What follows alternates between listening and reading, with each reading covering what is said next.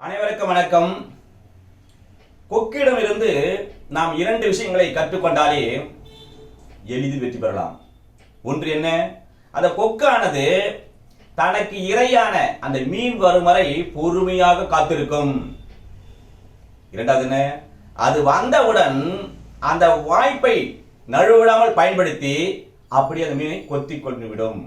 அதுபோல நாமும் civil judge என்கின்ற அந்த நோட்டிபிகேஷன் வந்து பிறகு அந்த தேர்வு வரும் வரை பொறுமையாக படித்துக் கொண்டே இருக்க வேண்டும். தேர்வு வந்தவுடன் அதை நழுவ விடாமல் அந்த வாய்ப்பை பயன்படுத்தி அதில் வெற்றி பெற வேண்டும் என்று கூறி இன்றைய வகுப்பில் ஒரு லீகல் மேக்ஸிம் பற்றி பார்ப்போம். என்னவென்றால், Ubi Jus Ibi Remedium, where there is a right there is a remedy. என்ன சொல்லுது? எங்கே ஒரு உரிமை இருக்கின்றதோ அங்கே கண்டிப்பாக ஒரு பரிகாரம் உண்டு என்றுதான் இது சொல்கிறது. ஓகே, அடுத்து என்ன? எசென்சியல் என்னவென்றால், wrongful act, violation of legal right, remedy. அதாவது ஒரு தவறான ஒரு செய்கை செய்யப்படுகின்ற போது ஒருவருடைய சட்டப்படியான உரிமை மீறப்படுகின்றது. அவ்வாறு இருக்கின்ற போது பரிகாரம் உண்டு. ஓகே, இப்போ கேஸ் இதுக்கான கேஸ் பார்ப்போம். Asby vs White 1703-92 ER English reports 126.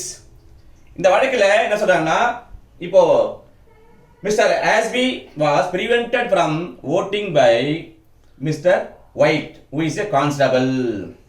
அதாவது இந்த ஆஸ்பி என்றவன் தான் வந்து ஓட்டு போட போறான். அவன் ஓட்டு போட போகின்ற போது அவனை அந்த ஒயிட் என்பவர் போலீஸ்காரங்க நிற்கிறார்ல, அவர் தடுத்து நிற்கிறார். அதனால அவருடைய ஓட்டு போடுகின்ற உரிமை பறிக்கப்படுகிறது.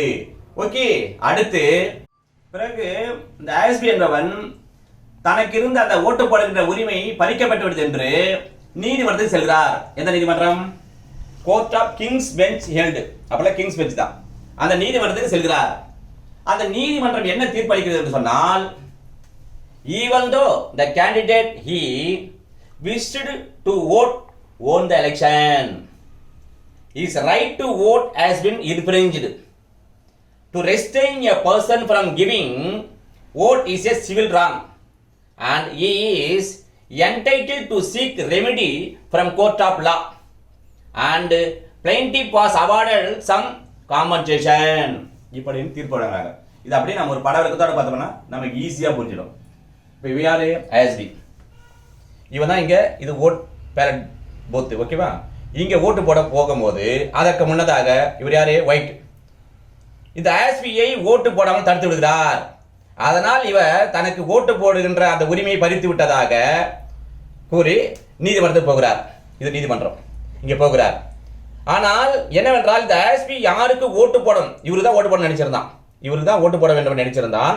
இவர் ஜெயிச்சு விட்டார், வெற்றி பெற்று விட்டார். இருந்தால் கூட இவருடைய அந்த ஓட்டு போடுகின்ற உரிமை பறித்தது என்பது சிவில் ராங். எனவே அதற்கான பரிகாரம் பெறுவதற்கு இவர் உரிமை உடையவர் ஆவார் என்று இந்த நீதிமன்றமான தீர்மானித்து இவருக்கு சம் காம்பன்சேஷன் அவார்ட் செய்கிறார்கள். ஓகே, அடுத்து இந்த லீகல் மேக்ஸினுடைய இன்னொரு கேஸ் அது பார்ப்போம். Bhim Singh versus state of Jammu and Kashmir. All India reporter 1986 supreme court page number 494. இந்த வழக்கினுடைய ஃபேக்ட் ஆஃப் த கேஸ் என்னவென்று சொன்னால், the petitioner was MLA of Jammu and Kashmir. While he was on his way to attend the Jammu and Kashmir assembly session, he was arrested by a police officer and was produced before magistrate only after 2 days. இந்த கேஸினுடைய fact of the case என்ன என்று சொன்னால், பீம்சிங் என்பவர் Jammu and காஷ்மீருடைய MLA. அவர் அந்த நடைபெறுகின்ற assembly கூட்டத்தில் கலந்து கொள்வதற்காக அவர் வந்து கொண்டிருக்கின்ற போது போலீஸ் ஆபீசர் அவரை கைது செய்கிறார். கைது செய்து உடனடியாக 24 மணி நேரத்துக்குள் மேஜிஸ்ட்ரேட் கொண்டு நிறுத்தாமல் 2 நாள் இல்லீகல் கஸ்டடி வைத்திருந்து அவரை ஒப்படைக்கிறார்கள். எனவே இந்த எம்எல்ஏ பீம்சிங் என்பவர் நீதிமன்றத்தில் வழக்கு தொடுக்கிறார். ஓகே, அடுத்து இந்த பீம்சிங் எம்எல்ஏ ஆனவர் தன்னுடைய உரிமை பறிக்கப்பட்டதற்காக பரிகாரம் வேண்டி நீதிமன்றத்தில் வழக்கு தாக்கல் செய்கிறார். அப்பொழுது இந்த உச்ச நீதிமன்றமானது என்ன தீர்ப்பு வழங்கியது என்று சொன்னால், his legal right to attend the meeting was violated and also illegally detained by the police. Articles 21 and 22 class 2 of the constitution was violated.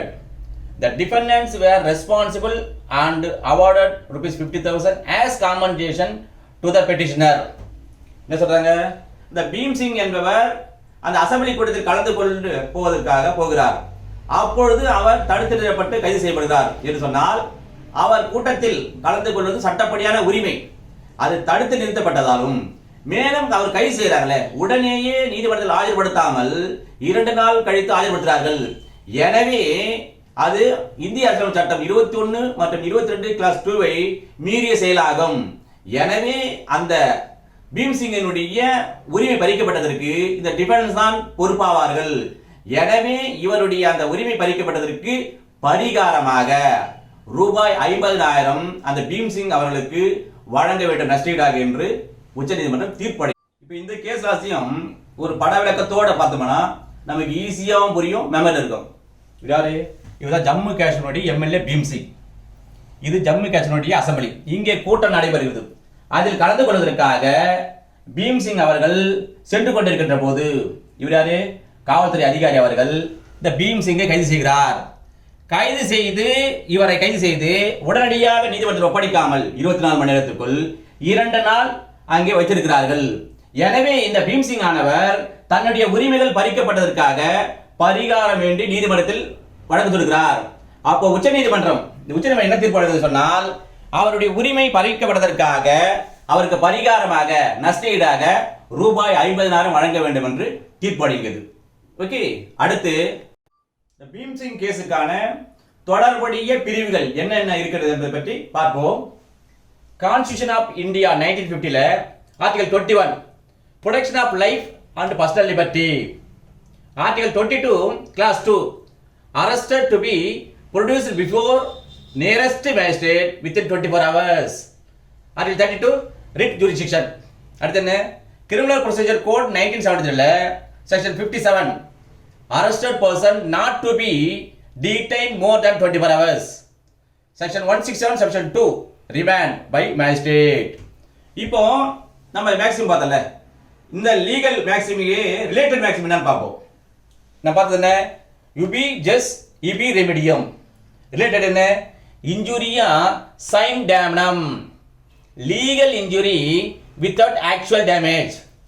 இப்போ நம்ம பார்த்தல இது Ubi Jus Ibi Remedium என்ன சொல்லுகிறது?